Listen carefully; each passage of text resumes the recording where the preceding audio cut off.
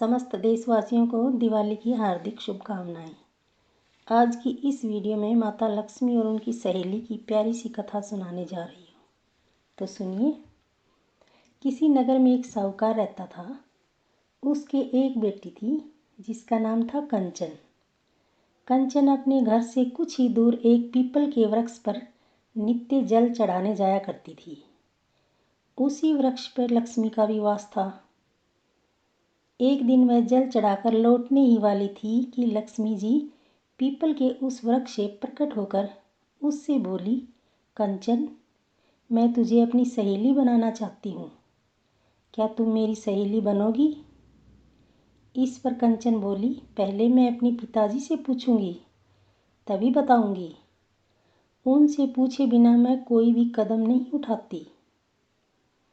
घर पहुंचकर कंचन ने अपने पिता से सारी बात बताई। तो उसका पिता बोला, इसमें मुझे क्या आपत्ति है बेटी। फिर अगले दिन कंचन लक्ष्मी की सहेली बन गई। उस दिन लक्ष्मी उसे अपने घर ले गई।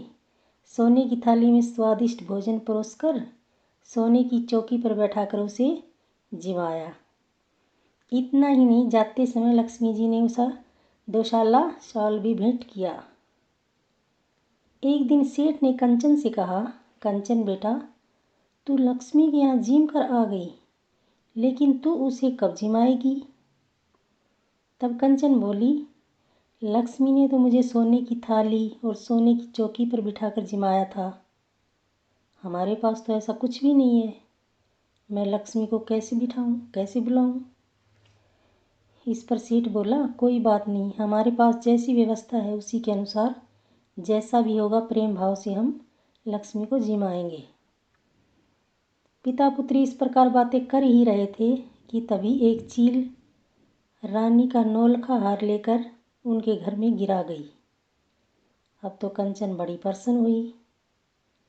उसके पिता ने वह नौलखा हार बेचकर सोने की एक थाली, सोने की एक चौकी कंचन को लाकर दी।